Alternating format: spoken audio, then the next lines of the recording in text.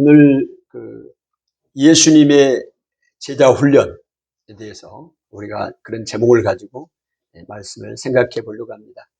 예수님이 이 땅에 오셔서 예수님의 그 길을 묵묵히 걸어가셨습니다. 사도 요한은 요한복음을 쭉 기록을 하면서 예수님의 생애에 대해서 예수님이 이 땅에 오신 목적과 그 사역들을 쭉 보여주시고 있는 책이에요. 그런데 이 요한복음 20장 21절에 예수님께서 이 땅에 오셔서 행하신 일의 그 목적이라고 할까요? 그런 부분들을 분명하게 보여주고 계시는데 요한복음 20장 21절에 어떻게 말씀하시느냐면 오직 이것을 기록함은 너희로 예수께서 하나님의 아들 그리스도이심을 믿게 하려 함이라 그랬어요. 오늘 요한복음을 기록한 목적이 또 오늘 성경을 또 기록한 목적이라고도 할 수 있겠죠. 구체적으로는 요한복음을 기록한 목적이 우리로 하여금 예수님이 하나님의 아들 그리스도이심을 믿게 하려 하기 위함이다 라고 이야기를 하고 있습니다. 그리고 또 너희로 믿고 그 이름을 힘입어 생명을 얻게 하려 합니다.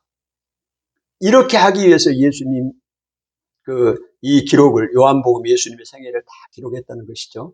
우리가 그 목적인데요. 다시 한번 이 목적을 보면 예수님이 이 땅에 오셔서 어떤 일을 행하셨고 왜 이런 일을 행하셨는가에 대한 설명입니다. 예수님이 우리로 하여금 누구라고요? 하나님의 아들이심을 우리에게 보여주신 거예요. 우리로 하여금 믿게 한 거예요. 하나님의 아들. 그래서 하나님의 아들 그리스도이심. 그리스도는 메시아거든요. 우리를 구원할 자다 이 말입니다. 왜 하나님의 아들 그리스도, 왜 메시아인 것을 우리에게 알려야 되느냐. 오늘 예수님이 오신 목적이거든요. 오늘 우리는 죄로 인해서 다 죽고 지옥 가야 할 사람인데 죽은 사람입니다. 영적으로. 그런데 예수님이 이 땅에 오셔서 왜 오셨느냐. 메시아로, 구원자로 우리의 모든 죄를 다 용서하고 구원하기 위해서 영원한 생명을 주시기 위해서 오셨다는 거죠. 구약 성경에 예언했던 그 메시아가 예수님이다. 하나님의 아들이다.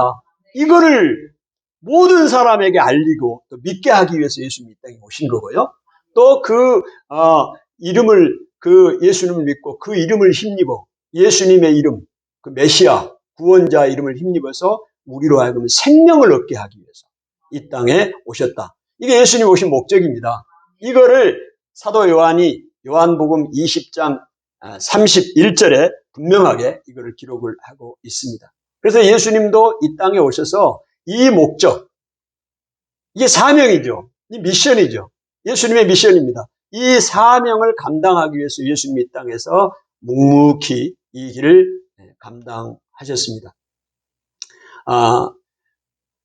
우리가 예수님께서 많은 이제 표적을 행하시고 또 이런 기적들을 행하시고 그런 내용들을 요한복음에는 많이 기록하고 있어요. 그러면 예수님께서 이런 표적과 또 기적을 행하시고 또 말씀을 하신 이유가 뭐겠느냐? 우리 좀 더 들어가 보면 그것은 결과적으로 우리로 하여금 믿게 하기 위한 거 아닙니까? 예수님이 하나님의 아들이다, 메시아다, 구원자라는 사실을 믿게 하기 위해서. 왜? 사람들이 모르니까, 안 믿으니까요. 구약 성경에는 메시아가 올 것이라고 예언이 되어 있는데 그 예언자가 메시아가 누구냐는 거죠. 정작 예수님이라는 거예요. 근데 사람들은 그걸 믿지를 못하니까 믿게 하기 위해서 이 일을 행하셨다는 것입니다. 자, 이게 이제 제자 훈련이에요. 제자 훈련. 그러면 오늘 제목을 예수님의 제자 훈련이라고 잡았는데요. 왜 예수님의 제자 훈련이냐? 예수님은요, 이 세상에서 몇 년 사세요?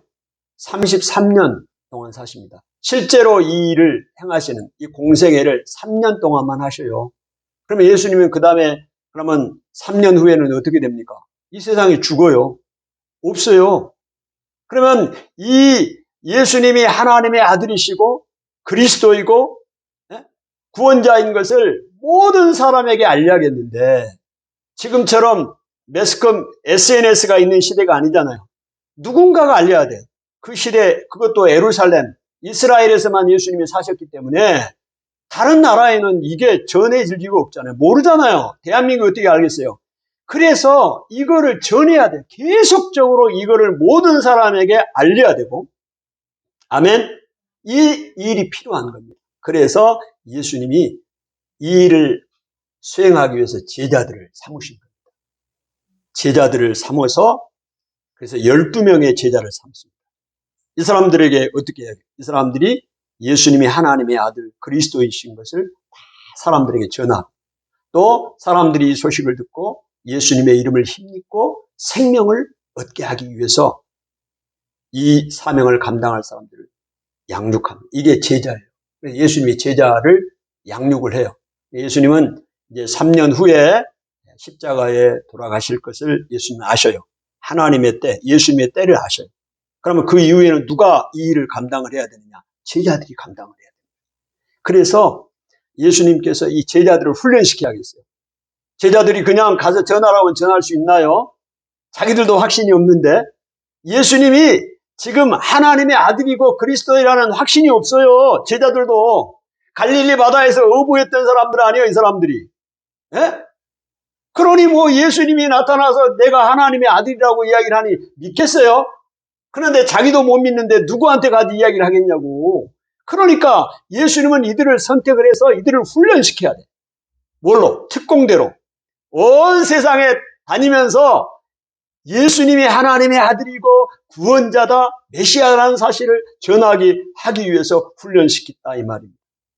그래서 오늘 이 시간에는 이런 배경을 가지고 예수님의 제자 훈련, 그 커리큘럼을 한번 생각을 해보겠습니다. 어떻게 예수님의 제자 훈련을 시켰는지 그 내용을 한번 보자는 거죠. 먼저 예수님이 이제 1장에, 요한복음 1장에 먼저 선포를 합니다. 뭘 선포하느냐? 예수님에 대해서 선포를 해요. 내가 누구다? 나는 하나님이다. 그리고 하나님과 함께 이 세상을 창조했던 창조자다. 그리고 이 세상 모든 만물이 예수님으로 말미암아 창조되었다. 그리고 예수님 안에는 생명이 있다. 아버지 하나님이 아들인 예수님에게 생명을 주셨고 생명을 다른 사람에게 줄 수 있는 권한도 주셨다. 그리고 예수님은 나는 빛이다. 생명의 빛이다. 그래서 나를 믿는 사람은 어둠이 다 물러가고 모든 어둠이 죄악의 권세가 다 없어진다. 예수님에 대한 정체성을 쫙 이야기를 합니다. 요한복음 1장에 이야기를 하는 거, 내가 누구다는 걸 알려줘야 할 거 아닙니까? 그래야 믿지요. 이야기를 안 해주는데 누군지 알아요. 정아의 자매가 누군지를 몰라요. 이야기를 해줘야 아는 것처럼. 아멘. 예수님이 쫙 이야기를 했다고. 나는 하나님이다.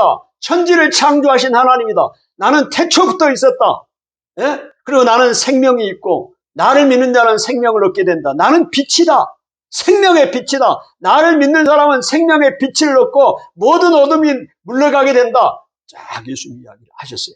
자, 이거를 이제 선포를 하셨으니 이 이야기를 사람들에게 알려야 되는 거예요. 우리만, 그 듣는 사람만 아는 게 아니에요. 못 듣는 사람들 있잖아요, 그 당시에. 그럼 그 사람들을 알려야 될 사람들이 필요하다. 그래서 예수님의 목적을 가지고 이 일을 전할 사람들을 먼저 선택을 합니다. 제자를 선택해요. 그래서 12명의 제자를 예수님이 딱 선택해요. 12명도 뭐 대단한 사람들이 아니었어요. 갈릴리 그 마을에 그냥 있는 사람들이에요. 촌 동네에 그냥 있는 사람들이라고. 서울서 한 명 뽑고 부산서 한 명 뽑고 뭐 미국에서 한 명 뽑는 게 아니에요. 똑똑한 사람만 채출해서 서울대 들어간 사람만 뽑는 게 아니라고 그냥 이 동네에서 그냥 준석이 뽑고 하예 뽑고 정민이 뽑고 딱 뽑는 거예요. 예수님 뽑았다니까요. 그럼 뭐 대단한 사람들입니까 여러분이 이 동네에서? 전국적으로 유명한 사람이요? 아니에요. 예수님 뽑았어요. 그리고는 이들을 훈련시키는 거예요. 아멘. 예, 훈련을 어떻게 시키느냐? 자, 이제 데리고 다니면서 3년 동안 함께 예수님이 생활하면서 삶으로 보여주시고 또 표적과 기사를 통해서 이 제자들에게 믿게 하게끔 예수님이 누구고 그걸 이야기를 합니다. 먼저 예수님이 전체적으로 이런 표적들을 행하면서 물론 많은 무리들에게 앞에서 이걸 행하잖아요. 그래서 많은 무리들에게도 예수님이 누군가를 알려주시지만 궁극적으로는 함께 누가 있어요? 지금 예수님의 제자들이 함께 있어요. 예수님의 제자들로 하여금 예수님이 누군가를 알게 하고 믿게 하기 위해서 일을 행하셨어요. 우리가 그런 이제 증거들이 있습니다. 요한복음 2장에 보면 이제 2장에 보면 누구를 만나느냐. 가나의 혼인잔치를 하게 됩니다. 가나의 혼인잔치. 그러니까 그 혼인잔치에, 가나의 혼인잔치 할 때 포도주가 떨어졌어요. 그래서 예수님의 어머니가 예수님에게 포도주가 떨어졌다 이야기를 하니까 예수님이 예수님 어머니에게 요한복음 2장 4절에 여자여 일이 나와 무슨 상관이 있습니까? 내 때가 아직 이르지 아니하였나이다. 예수님의 때가 아직 이르지 않았대요. 예수님의 때. 그러면 그 말은 무슨 말입니까? 지금 포도주가 떨어져서 부족한데 이 포도주를 어떻게 좀 만들어 좀 달라는 거 아니에요? 그럼 예수님이 예 그렇게 하겠습니다 하면 될 텐데 예수님 지금 내 때가 아직 이르지 않았습니다. 이 얘기는 나하고는 상관이 없다는 거 아닙니까? 포도주를 떨어지든 말든 나하고는 상관이 없는 거예요. 그런데 예수님이 그렇게 말씀을 하시고 물로 포도주를 만들잖아요. 물로 포도주를 만듭니다. 근데 왜 그러면 예수님의 때가 아직 이르지도 않았는데 물로 포도주를 만들었느냐? 그거는 제자들을 위해서 만들었습니다. 제자들이 예수님이 어떤 분인가를 믿고 알게 하기 위해서. 그거를 요한복음 2장 11절에 이야기를 합니다. 예수께서 첫 이적을 갈릴리 가나에서 행하여 그의 영광을 나타내시네. 제자들이 그를 믿으니라. 제자들이 그를 믿었어요. 예수님과 함께 있던 제자들이 예수님을 믿게 됐다 이 말입니다. 그 전까지는 믿음이 별로 없다는 얘기죠. 아멘. 여러분 이 표적을 왜 지금 예수님의 때가 아닌데 분명히 아니라고 말씀했잖아요. 때가 아직 이르지 않았음에도 불구하고 안 하겠다고 말씀했는데 다시 물로 포도주를 만드셨잖아요. 이 놀라운 기적을 행한 거는 하나님 앞에 영광을 나타내는 것이고 궁극적으로는 그 옆에 있는 제자들, 예수님이 지금 12명 키우려고 하잖아요. 그 제자들이 예수님이 어떤 분인가를 믿게 하기 위해서 예수님의 때가 아님에도 가나의 혼인잔치에서 물로 포도주를 만들었다는 사실입니다. 여러분 이거는 예수님이 행했던 그 모든 많은 표적들 기사들이 궁극적으로는 예수님이 돌아가신 이후에 이 사역을 감당할 제자를 양육하기 위해 제자들에게 믿음을 심어주고 훈련시켜주고 아멘. 이거 예수님의 커리큘럼이라고 이게 믿음을 먼저 심어주잖아요. 야, 이게 이제 보는 거예요. 예수님이 어떻게 제자 훈련 하셨는지. 오늘 우리 많은 사람들이 제자 훈련합니다. 교회에서도 하고 다 해요. 그러나 예수님은 어떻게 제자 훈련을 했는가? 제자들에게 믿음을 심어주는 것을 보게 됩니다. 그리고 이제 수가성 여인을 요한복음 4장에 만나는데요. 그 수가성 여인을 만나면서 예수님께서 무엇을 이제 제자들에게 말씀을 하느냐. 예수님의 그 양식에 대해서 말씀을 하고 또 예수님이 이 땅에 이제 오신 이후 또 그거를 말씀을 하는 거예요. 예수님이 제자들이 이제 마을에 가서 먹을 걸 구해왔잖아요. 그럴 때 이제 예수님이 그걸 잡수세요. 떡 잡수세요 했더니 예수님께서 나에게는 너희들이 모르는 양식이 있다. 이렇게 이야기를 하면서 나의 양식은 하나님께서 나에게 맡겨준 일들을 온전하게 이루는 것. 그 하나님의 뜻을 행하고 하나님의 뜻을 행하고 하나님 그 뜻을 온전하게 이루는 것이 예수님의 양식이다 말씀을 하시는 거예요. 그래서 예수님은 어떤 분이다는 걸 말씀하느냐. 예수님 혼자서 모든 일을 할 수 있는 것이 아니라 하나님과 연결이 돼 있어요. 하나님과. 그래서 하나님의 하시는 일들을 나도 하게 된다. 그리고 그 나에게 맡겨진 일들, 이 영혼 구원의 일들을 온전하게 다 한 사람도 하나님 앞에 예수님 앞에 나오는 사람을 잃어버리지 않고 마지막 날에 그들을 살리는 것. 이것이 예수님의 양식, 예수님이 하는 일이다. 그렇게 설명을 하고 있습니다. 지금 제자 훈련하는 거예요. 제자들에게 지금 이거 가르쳐 주는 거예요. 지금 나는 이런 사역을 하는 거다. 너희들도 알아라. 내가 어떤 존재고 어떤 일을 하고 어떤 목적을 갖고 있는가를 제자들에게 지금 말씀해 주시는 거예요. 그러면서 이 수가성 여인과 우물가의 여인과 대화를 하면서 예수님은 자기 자신을 다시 한번 나타내 주십니다. 뭐냐? 나는 생수를 주는 사람이다. 그리고 나를 내가 주는 이 생수를 마시는 사람은 영원한 갈증을 겪지 않는다. 그리고 이 생수는 성령이잖아요. 성령을 주시는 분이다라는 것을 예수님이 말씀합니다. 그러니까 예수님이 지금 하나님의 아들이라는 사실, 그리스도라는 사실이 구체적으로 표적을 통해서 하나씩 하나씩 말씀을 하는 거예요. 눈으로 보이게끔 해서 제자 훈련을 하는 겁니다. 자, 예수님은 성령을 주시는 분이다라는 것을 말씀을 하고 있어요. 수가성 여인을 통해서 그 배에서 생수의 강이 흘러나리라. 이건 믿을 사람들이 받을 성령을 가리킨다고 말씀했잖아요. 예수님은 우리에게 성령을 주시는 분이라는 것을 말씀하시고요. 또 예수님이 뭐를 이제 제자 훈련 과정에 넣느냐, 예배에 대한 부분을 말씀합니다.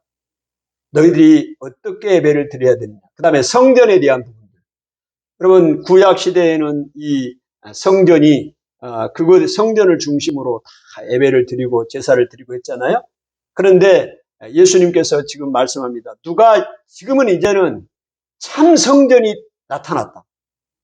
옛날에는 구성전이 되게 새 성전이 나타났다. 새 성전이 누구냐? 나다. 예수님이 새 성전이다. 그 이야기를 하십니다. 그리고 예배도 구약 시대에는 그 솔로몬이 지었던 그 성전에 가서만 예배를 드리고 율법적으로 양 잡고 다 이렇게 예배를 드리는데 이제는 성전 예배 드리는 장소의 개념이 아니다. 예루살렘이냐 그리심산이냐 사마리아산이냐 아니다. 진정으로 예배할 때가 오는데 그거는 누구한테 예배를 드리냐? 하나님 앞에 예배를 드리는 건데 그 참 성전이 누구냐? 예수님 자신이다. 이야기를 제자들에게 말씀을 하시는 거예요. 그리고 예배는 어떻게 드려야 되느냐? 영과 진리로 예배를 드려야 된다. 이 영과 진리라는 얘기가 다른 말로 영은 성령입니다. 근데 그러면 진리는 그리스도를 이야기한다고 말할 수 있어요. 그러면 영으로 예배를 드린다, 성령으로 예배를 드린다도 마찬가지입니다. 여러분 아까 예수님은 성령을 보내주신 분이라고 말씀했잖아요. 그러니까 우리가 드리는 예배가 장소의 개념이 아니요. 어디에 가서만 꼭 예배를 드려야 어느 교회에 가서만 드려야 드린 게 아니요. 오늘 이곳에서 우리가 예배를 드릴 때 예배하는 자세가 됩니다. 하나님은 예배하는 자를 찾는데 어떤 예배하는 자를 찾느냐? 영과 진리로 성령으로 예수님 안에서 진실되게 하나님을 예배하고 찬양하고 예배를 드려야 된다. 오늘 여기에서 예배를 드려도 우리가 영과 진리로 예배 드리지 않을 수 있습니다. 딴 생각 갖고 이상한 생각 갖고 이상한 방법으로 하고 하나님의 말씀도 없이 하나님께 영광을 돌리지도 않고 사람에게 영광을 돌리고 사람에게 인기를 얻고 이런 예배는 하나님이 기뻐하는 예배가 아니에요. 오늘 예수님이 분명하게 제자들에게 제자 훈련을 하고 있어요. 왜? 앞으로도 제자들도 이 일을 가르쳐야 되고 오고 가는 세대에게 하나님 앞에 예배할 때는 어떻게 예배를 해야 된다. 이거를 알려줘야 될 거 아닙니까? 제자들이. 그걸 보여주기 위해서 예수님이 제자 훈련을 하신다니까 지금 수가성의 여인과의 대화를 통해서. 아멘. 여러분도 지금 주님이 제자 훈련을 시키고 있는 거예요. 이 말씀을 통해서. 예배를 어떻게 졸면서 드리면 안 돼. 딴 생각하면 안 돼. 영과 진리로 사모함으로 이곳에 하나님의 영광이 임재하고 여러분 이곳에 하나님의 영광이 임재하는 걸 느껴야 돼. 그리고 내가 하나님의 그 성령의 인도하심을 받고 사모함으로 하나님을 만나고 영적으로 만나는 예배가 돼야 된다고요.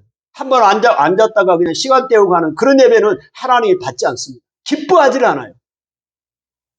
아멘. 그래서 사모해야 돼요. 토요일 날도 사모하고 주일날 예배들을 준비해야 되고 그냥 아무 준비 없이 오면 안 돼요. 사모함으로. 할렐루야. 그래서 이렇게 예수님이 제자들에게 훈련을 시키고 있습니다. 성전에 대한 부분이 개념이 바뀌었고 장소의 개념이 아니다. 그 다음에 예배할 때는 영과 진리로 성령으로 예배를 드려야 되고 예수 그리스도 안에서 예수 그리스도가 빠져버리고 말씀이 빠진 예배는 하나님이 받지 않는다. 우상에게 드리는 예배밖에 안 되는 거예요. 그건. 할렐루야. 분명하게 우리가 말씀을 이 제자 훈련을 예수님이 하는 것을 봅니다.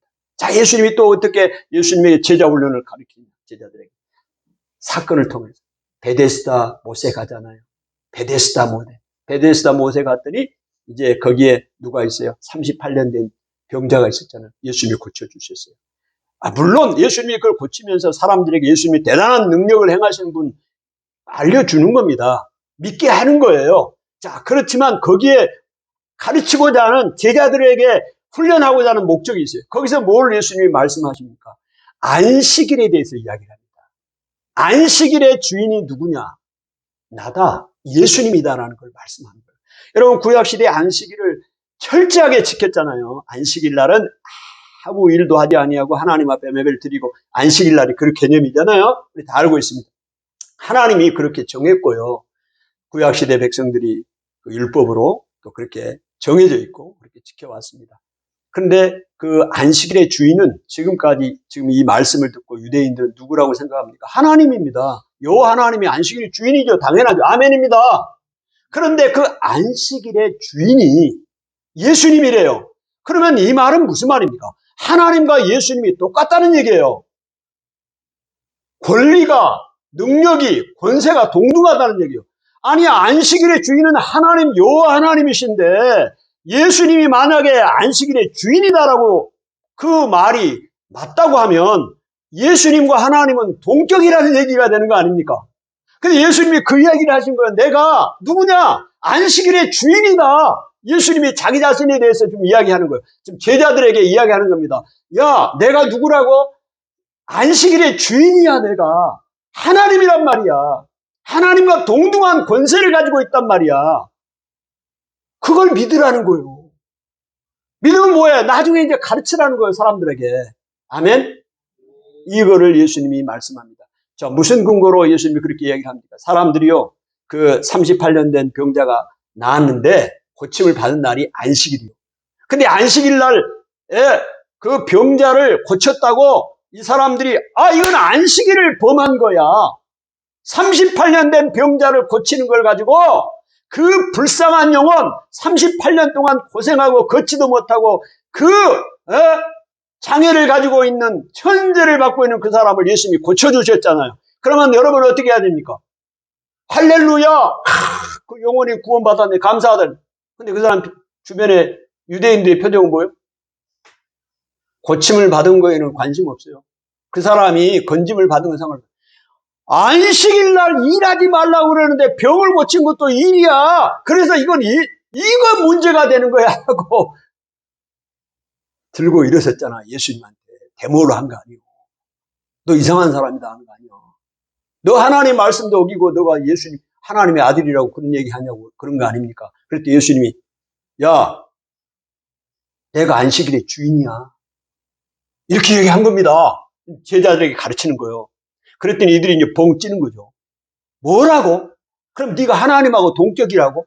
그래서 예수님은 이제 죽이려고부터 그때부터 본격적으로 하는 거예요. 그럼에도 불구하고 예수님이 하나님의 아들이고 이 땅의 안식일의 주인으로 오셨기 때문에 이 일을 알려야 되잖아요. 그래서 예수님이 이야기를 하신 거예요. 제자들도 이걸 봤을 거야. 다 보았죠. 그래서 예수님은 안식일의 주인이라는 사실을 이제 그들이 기억하게 되는 것이죠. 그래서 예수님은 그러면서 하나님과 동격이지만 유계 질서는 있는 겁니다. 이게 있고 연합을 하는 것이고요. 그리고 예수님이 말씀을 하시는 거예요. 내 혼자 이 세상에서 하는 일들이 내 스스로 하는 일은 하나도 없다. 왜? 하나님, 위에 계신 하나님이 하시는 일을 보고 나는 그대로 하는 것이고 하나님이 안식일에도 일을 하시고 창조, 지금도 운행해 가시고 주관해 가시기 때문에 나도 일하신다는 논리로 예수님이 말씀하십니다. 그러면서 예수님은 안식일의 주인이고 하나님이 일하시기 때문에 나도 일한다는 논리로 예수님이 설명을 쫙 해요. 그러면서 예수님이 이제 안식일의 주인이다. 하나님과 동등한 권세를 갖고 있고 또 그러면서도 하나님의 아들이다. 하나님이 나에게 그런 능력을 주셨다. 부여해 주셨다는 것을 분명하게 선포하는 거예요. 오늘 우리가 그걸 믿는 겁니다. 아멘? 그걸 믿어야 돼요. 그래서 안식일의 정신이 중요하다. 율법을 지키고 그거 안식일에 병 고치는 걸 하지 말라고 했으니 하지 말아야 된다. 그래서 잘못됐다가 아니고 그 안식일의 정신이 무엇입니까? 하나님이 그 연약한 사람들, 힘든 사람들을 위로하고 격려하고 하나님을 통해서 힘을 얻고 구원받게 하는 것이 안식일의 정신이죠. 아멘. 여러분 집에 여기 교회 오시다가 구덩이에 강아지가 빠졌어. 죽어가. 에? 그러면 어떻게 건져 주실 거예요? 그냥 오늘은 주일날 아무것도 하지 말라 그러는데 그냥 오겠습니까? 에? 여러분 건져내야 돼요. 이게 안식일의 정신이라고. 그러면 건져내면 내가 일한 거기 때문에 이건 잘못된 거 아니냐? 아니라고. 이게 안식일의 정신이라고. 아멘. 예배 드리고 오는데 여기 오다가 사람이 다쳐가 넘어졌어. 나 예배 시간에 지금 11시 빨리 와야 돼. 에이, 저 사람 부축해주고 또 119 신고해주고 뭐 이렇게 하면은 오늘 예배 시간에 늦을 것 같아. 그래서 모르겠다. 저 사람 다른 사람이 하겠지. 나 그 와버려. 이건 안식일의 정신에 입에되는 거예요.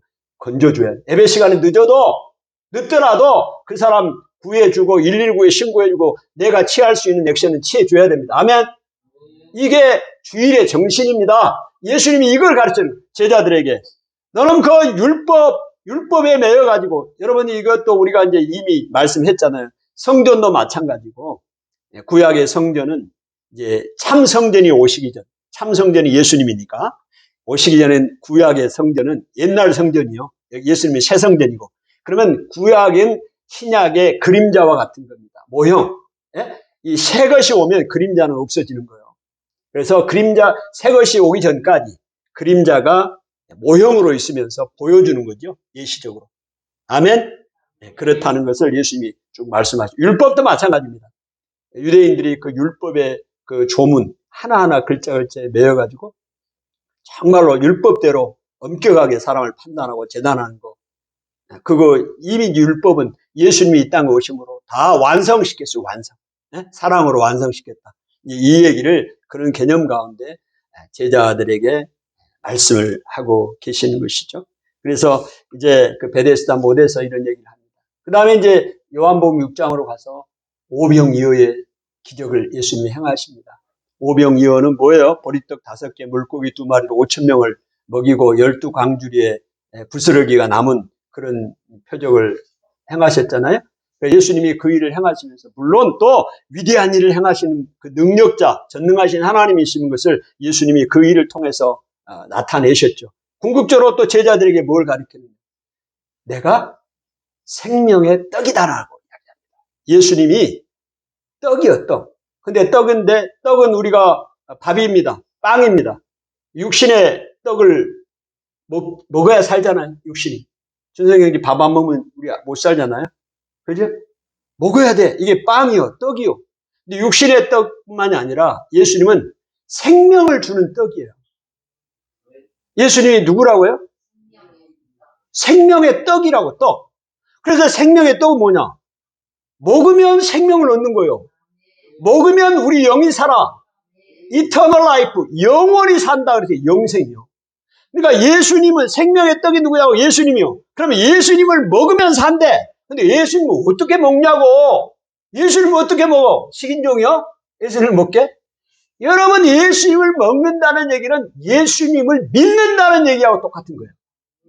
예수님을 먹는다, 생명의 떡을 먹는다, 이 얘기는 예수님을 믿는다고 같은 말이다, 이 말입니다. 여러분, 그래서 생명의 떡은 다른 말로 예수님인데 다른 말로 표현하면 말씀입니다. 말씀. 아멘? 이 하나님의 말씀을 먹어야 돼, 먹어. 에스겔에게 하나님이 야, 이 두루마리 책을 먹어라 그랬잖아요. 뭐 먹는다는 얘기가 막 이게 아니고 그 말씀을 믿는다는 거예요. 내 마음속으로 믿고 받아들이고. 아멘. 그러면 사는 거야. 생명을 얻는 거예요. 그래서 예수님이 생명의 떡이다. 그러니까 제자들에게 뭘 가르치는 겁니까? 야, 내가 생명의 떡이니 나의 말을 믿어야 너희들이 산다. 뭐 해야 산다고? 믿어야 사는 거예요. 그래서 믿음이 강조되는 것입니다. 예수님을 안 믿으면 생명이 없어요. 아멘. 예수님이 나를 위해 십자가에 죽으시고 그래서 내 모든 죄가 다 없어지시고 예수님이 죽은 자 가운데서 다시 부활하셨고 하늘나라로 승천하셨고 지금도 나를 위하여 기도하고 계시는 살아계신 하나님 구원자이라는 사실을 내가 믿는 것입니다. 믿을 때 나에게 생명이 임하는 거고 구원이 임한다. 할렐루야. 이거를 제자들에게 다시 한번 강조하는 거예요. 오병이어의 사건을 통해서 나는 생명의 떡이다. 그러면서 이제 좀 더 설명을 하죠. 여러분 그 광야에서 이스라엘 백성이 광야에서 그 만나가 내려왔잖아요. 40년 동안 만나가 내려서 날마다 만나를 먹었잖아요. 이게 빵이에요. 이게 밥이라고. 이거를 먹고 살았어요. 광야 생활을 할 때. 네?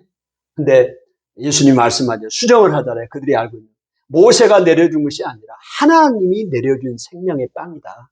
그러면서 내가 생명의 떡이다. 그래서 모세와는 비교를 할 수가 없는 존재다라는 것을 예수님이 말씀하셔요. 히브리서에도 말씀하잖아요. 여러분, 모세를 이스라엘 백성, 유대 백성들, 예수님을 지금 말씀을 듣고 있는 그 유대인들은 모세를 위대한 선지자로 믿고 있단 말입니다. 그런데 예수님이 말씀을 합니다. 모세와 비교를 해요, 예수님이. 그래서 모세와는 비교할 수 없다. 왜 비교하냐? 모세는 그것도 모세가 내려주는 것도 우리가 하늘에서 하나님이 내려준 빵인데, 만난데, 그것도 안 먹으면 죽는 거죠. 우리 육신을 위해서 준 떡이었고, 예수님 나는 육신이 뿐만이 아니라 생명을 주는 떡이다. 그러니까 예수님과 모세가 비교가 안 되잖아요. 할렐루야. 이거를 예수님이 제자들에게 말씀하는 거예요. 이걸 너희가 알아라. 내가 어떤 존재인 걸 알아라. 그렇게 오병이어를 통해서 말씀하시는 겁니다. 자, 이렇게 이제 제자 훈련을 하는 거죠. 그래서 그런데 오늘 여기서요. 오늘 본문 읽었잖아요. 예수님이 여기서도 지금 제자 훈련을 하신 이유를 다시 하나 찾아볼 수가 있어요. 자, 오병이어를 할 때 사람들이 막 어마어마하게 몰려왔어요. 남자만 5천 명이니까 한 2만 명 되는 거예요. 그 산에 어마어마한 사람이 왔어요. 예수님이 보시고 빌립에게 이야기를 합니다. 예수님의 제자 빌립에게 우리가 이 많은 사람들을 어디서 떡을 사서 먹이겠느냐 이야기를 합니다. 그럴 때 예수님은 어떻게 하실 줄을 알고 빌립을 시험하셨다고 이야기합니다. 예수님이 빌립을 시험하신 거예요. 자, 무슨 얘기예요? 예수님은 이 많은 무리들에게 떡을 먹일 방법을 다 알고 계세요. 아멘? 알고 계심에도 불구하고 빌립에게 일부러 묻는 거예요. 빌립아, 오늘 우리가 이 많은 무리를 어디서 떡을 사서 이 사람들에게 먹이겠느냐 이렇게 질문을 하셨어요. 그런데 질문한 이유는 일부러 질문을 했어요. 왜? 빌립을 시험하기 위해서. 이 얘기는 무슨 얘기겠어요? 여러분, 이거는 빌립 한 사람에게만 질문을 시험하기 위해서 한 게 아니에요. 옆에 있는 제자들 다 있잖아요. 예수님과 함께하는 제자들, 12명의 제자들에게 그들의 믿음을 견고하게 하고 믿음을 점검하기 위해서 훈련하는 겁니다. 훈련. 그러니까 예수님이 그렇게 질문하니까 안드레가 가가지고 어린아이가 가지고 온 보리떡 5개, 물고기 2마리를 가져왔잖아요.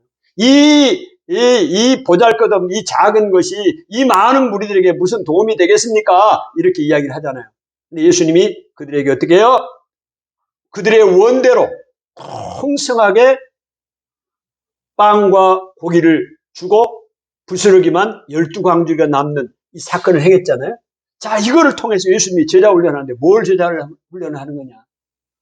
예? 방금 아까도 생명의 떡이라는 걸 말씀드렸고, 이렇게 하는데도 제자 훈련, 이런 표적을 통해서 예수님이 제자 훈련을 하는 거를 근거가 되는 거예요. 제자들에게 믿음을 키워주는 거죠. 너 어떠한 상황에서도 예수님이 함께하면 부족함이 없다. 두려워하지 말라. 아는 거 아닌가? 내가 지금 가진 것이 없다고 절망하지 말라. 하나님이 함께하시고 예수님이 함께하면 모든 것이 가능하다는 걸 보여주는 거 아닙니까? 제자들에게 이 믿음을 갖게 하라는 거예요. 앞으로 제자들이 이 사역을 할 겁니다. 복음을 전할 때 내가 가진 게 없어요. 물질이 없어요. 그러면 사람들이 위축되잖아요. 근데 그러지 말라는 거예요. 지금 제자들에게 보여주는 거예요.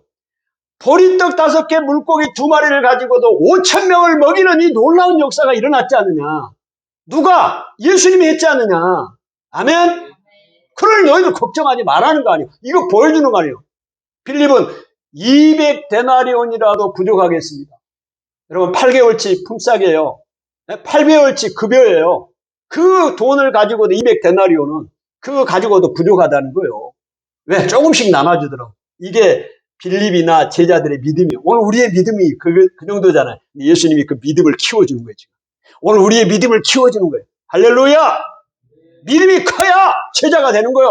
그리고 이 사명을 감당할 수 있기 때문에 예수님이 이들을 훈련시키는 훈련을 통해서 제자가 되는 것입니다. 그냥 제자가 되는 게 아니고 훈련을 통해서 제자가 되는 것입니다. 믿음이 생기고 이런 일들을 행하시는 것을 보게 됩니다. 그래서 이제 그러면서 그 다음에 이제 쭉 오다가 예수님이 또 하나 이제 표적을 행하는 거죠. 제자들을 훈련시키는 과정을 또 보여줍니다. 자, 제자들이 배를 타고 갈릴리 바다를 가는데 풍랑이 일어나요. 풍랑.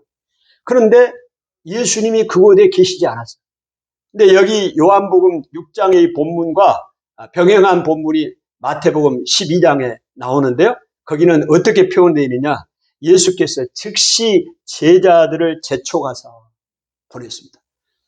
여러분, 요한복음에서는 예수님은 기도하러 올라가셨고 사람들이 왕을 삼으려고 하니까 따로 가셨고 제자들만 배를 타고 가버나움으로 가게 합니다.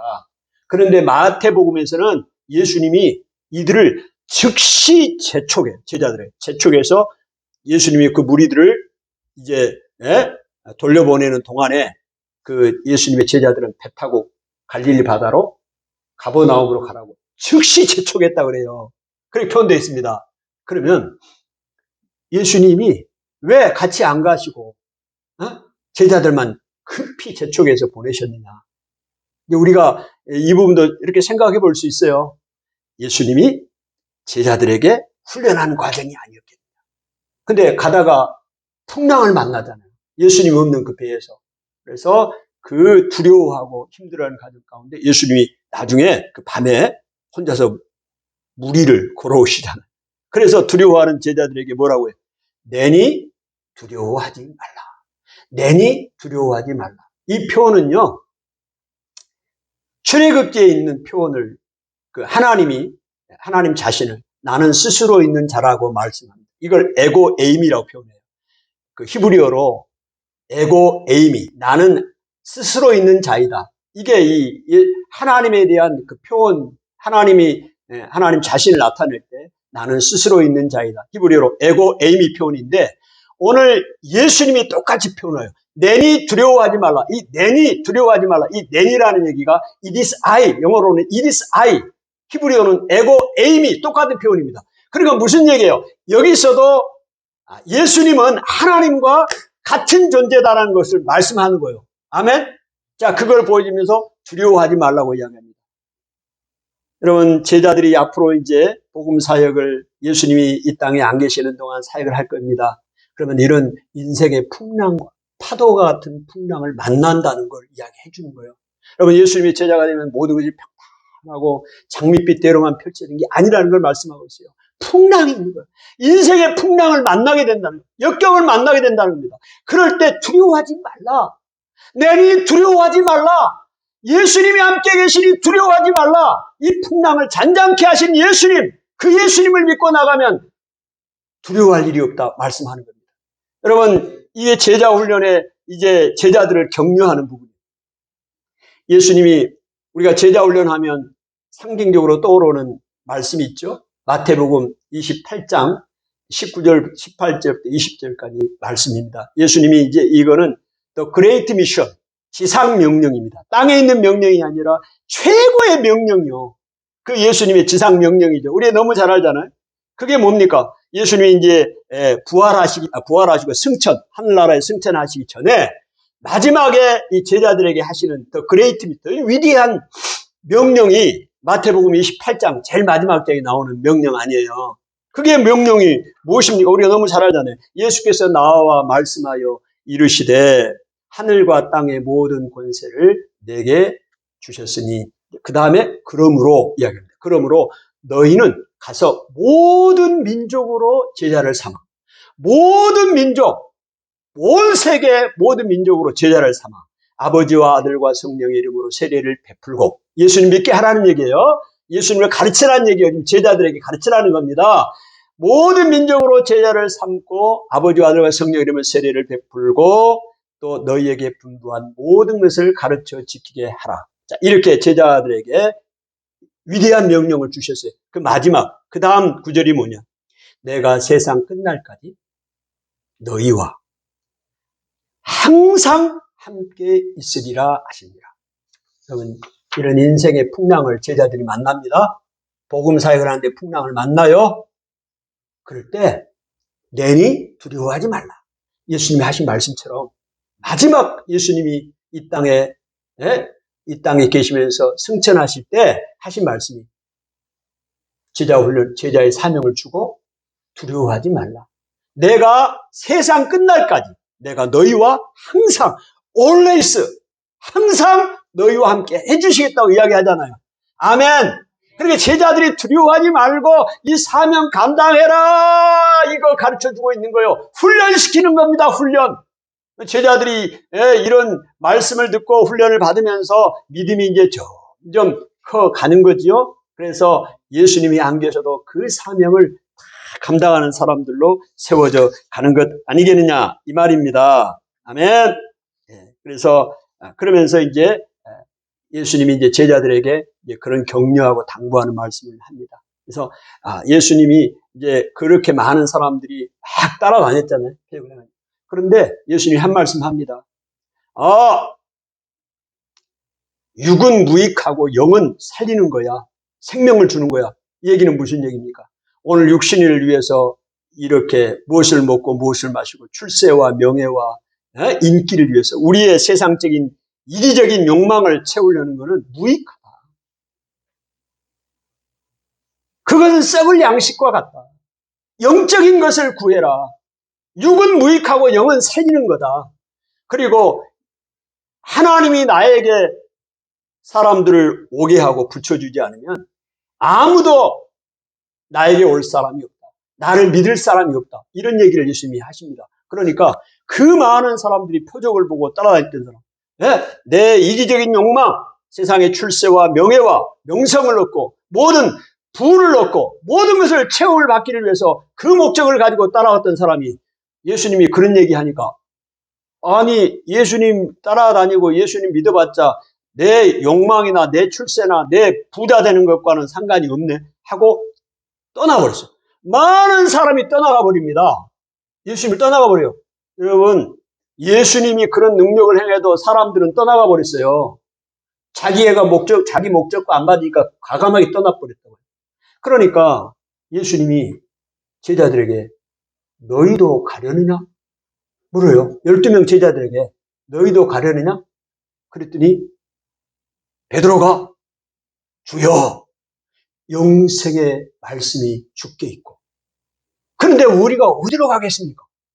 우리는 주님이 하나님의 거룩한 분인 것을 믿고 알았습니다. 위대한 고백을 합니다. 여러분 예수님이 왜 이 지금 무리 가운데 너희도 가려느냐 이 상황을 보여주면서 제자들의 믿음을 업시킵니다. 베드로가 대표로 이야기를 했지만 여기 제자들 믿음이 동일한 거예요. 이제 옛날에는 예수님을 못 믿었던 이 사람들이 이런 표적과 훈련을 통해서 어떤 단계까지 왔어요? 주여 주님에게 영생의 말씀이 있습니다. 하나님의 아들이고 생명의 말씀이 주님에게 있습니다. 근데 제가 어디로 가겠습니까? 이 세상의 부귀, 영화, 명성 얻지 못해도 우리는 떠나지 않습니다. 주님이 영생의 말씀이 있고 생명이 있는데 우리가 어디를 떠나겠습니까? 안 떠납니다. 못 떠납니다. 그리고 하나님의 거룩한 분인 것을 우리가 압니다. 믿고 압니다. 이렇게 믿음이 성장한 거예요. 아멘. 여러분 이 사건을 통해서 예수님이 제자들에게 뭘 또 보여주시느냐. 너희가 앞으로도 복음 전하고 제자 삼고 모든 민족으로 가서 제자를 삼고 세례를 베풀고 이렇게 행할 때 너희와 함께 했던 사람들도 많이 떠날 거다. 이거 보여주신 거예요. 실망하지 마라. 예수님도 그 많은 무리들이 따라다니다 다 떠나버리는데 너희 12명만 남았는데 너희들 복음 사역한다고 다 떠나는 일이 일어난다 안 일어난다? 일어난다. 그거 알고 너희들 사역 감당해라. 이거 보여주시는 겁니다. 훈련을 보여주시는 거예요. 그러면서 더 한마디 하십니다. 내가 12명을 택했지 않니? 근데 12명 중에 한 명은 Satan, the evil, 마귀다 마귀. 마귀라고 이야기를 해버립니다. 그 마귀가 누구요? 가룟 유다 아닙니까? 예수님이 알고도 선택했어요. 그 가룟 유다가 예수님을 배반할 줄 알면서도 예수님이 선택을 하셨다. 자, 이건 무슨 얘기입니까? 오늘 제자들에게 제자 훈련의 관점에서 보세요. 자, 복음을 전하고 제자 훈련 사역을 감당합니다. 주의 일을 감당합니다. 그래서 함께하는 사람들이 다 있어요. 그런다고 해서 그 중에 모두가 다 제자가 되고 동역자가 아니라는 얘기예요. 그 이야기하는 겁니다. 그 중에 어떤 사람은 마귀도 있다. 무슨 얘기겠어요? 마귀의 역사, 사단의 역사를 받고 시험 들어서 하나님의 일을 방해하는 그런 사람들이 있다는 사실을 예수님이 제자 훈련을 통해서 보여주고 있는 것입니다. 아멘. 오늘 우리가 제자가 어떻게 이 사명, 왜? 오늘 요한복음 20장 31절에 말씀하셨잖아요. 예수께서 너희로 하여금 예수께서 하나님의 아들 그리스도이심을 믿게 하려고, 또 너희로 믿고 그 이름을 힘입어 생명을 얻게 하려 하기 위해서 이 말씀을 기록했다. 이 사명을, 이 말씀을 전해야 할 사람이, 땅끝까지 전해야 할 사람이 예수님이 아니고 누구라고? 제자라고. 여러분과 나라고. 아멘. 그래서 그 사람들이 어떻게 해야 되냐? 이렇게 무장이 돼야 되고 알아야 돼요. 그러니까 예수님이 이 사람들 집중적으로 3년 동안 다니고 다니면서 이 부분을 알려주시는 거예요. 제자훈련 커리큘럼이라고. 베스트 커리큘럼. 아멘. 이렇게. 그러면서 이제 예수님이 이제 이야기합니다. 이제 십자가 죽으심의 이야기해요. 십자가 죽으심. 그러면서 오늘 대화 가운데 내 살을 먹고 내 피를 마셔야 된다. 여러분이 살과 피를 마시는 것은 뭘 얘기하느냐? 예수님 십자가 죽음을 지금 언급하십니다. 예수님 십자가 죽음을 언급하시고요. 또 인자가 올림을 받는 것을 보면 어떻게 하겠느냐? 믿지 못하는 예수님 올림을 하는 부활을 이야기하는 거예요. 십자가와 부활을 이야기합니다. 이걸 이야기해요. 그래서 제자들도 이제 이 부분을 믿게 되는 것입니다. 암시적으로 이야기를 하는 거예요. 그러면서 내 살과 피를 먹고 마시는 자만이 그 사람의 영생이 있다. 이 말은 무슨 말이냐? 예수님의 십자가 피를, 이 십자가, 살과 피가 십자가니까요. 예수님의 죽으심을 믿는다는 얘기인데, 이 믿는다는 거는 살과 피를 먹고 마시는다는 얘기와 같은 거예요. 그러면 그 사람의 영생이 있다는 얘기는 연합을 이야기합니다. 내가 예수님을 믿으면 내 안에, 예수님이 내 안에 들어오시고 내가 예수님 안에 들어가 있고, 그래서 예수님과 나가 연합이 되는 거예요. 아멘. 예수님을 믿는다. 예수님의 십자가의 죽으심을 믿는다. 이 얘기는, 아멘. 이거는 예수님과 연합됐다는 얘기. 이 얘기는 다른 말로 말하면 우리가 일반적으로 많이 사용하는 단어가 있잖아요. 나죽예사. 나죽예사가 뭐예요? 나는 죽고 예수로 산다. 갈라디아서 2장 20절에 있는 것처럼 내가 그리스도와 함께 십자가에 못 박혔으니 그런즉 이제는 내가 사는 것이 아니요 오직 내 안에 그리스도께서 사신 것이라. 아멘.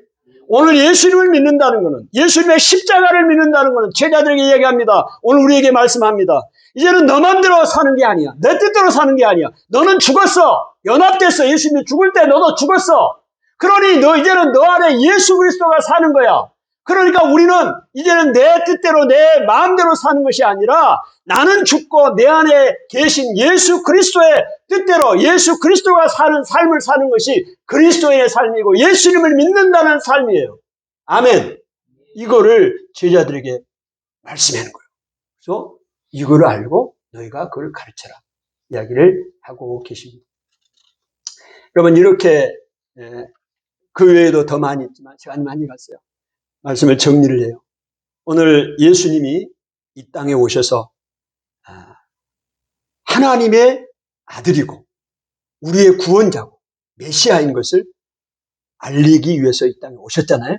그래서 이거를 예수님 당대뿐만이 아니라 그 이후에 예수님이 죽으신 다음에도 온 세계 모든 민족에게 이 일을 증거해야 되는데, 이 증거하는 방법은 사람들을 택해서 그들이 가서 복음을 전해야 된다.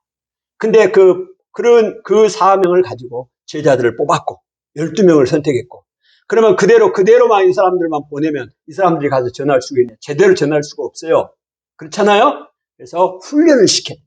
그 훈련은 방법이 오늘 요한복음 1장부터 7장까지 내용을 쭉 제가 표적 중심으로 말씀을 드렸고, 그런 사건들을 통해서 예수님이 어떤 분인가에 대해서 제자들에게 보여주셨고, 그래서 제자들이 훈련을 받고 무장이 되어서 땅끝까지 복음을 전하는, 모든 민족에게 복음을 전하는 자로 세웠다.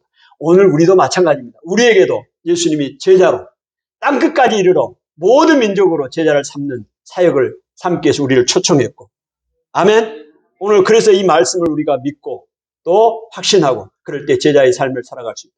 그 제자의 삶을 살아갈 때 많은 사람이 떠날 수도 있고 인생의 풍랑을 만날 수도 있고 어려움을 당한다는 겁니다. 그럴 때 두려워하지 말라. 내니 두려워하지 말라. 세상 끝날까지 내가 너와 함께하겠다. 하나님이 힘을 주고 감당하게 하신다. 할렐루야. 주님의 제자들로 세워지기를 축복합니다. 하나님 아버지 은혜를 감사합니다. 오늘 예수님께서 주님의 제자들을 선택하셔서 모든 민족으로 제자를 삼게 하시고 또 하나님 아버지 주의 복음을 모든 사람이 믿고 생명을 얻게 하는 이 사명을 감당하기 위해서 12제자를 세우시고 또 표적을 기적을 통해서 그들을 훈련하고 또 파송합니다. 하나님이 시대에도 오늘 우리에게 땅끝까지 주의 복음을 증거하는 사명을 감당하기 위해 우리를 제자로 부르셨습니다. 이 사명 넉넉히 감당하는 주의 종들 다 되게 하여 주옵소서. 예수님 이름으로 기도하옵나이다. 아멘.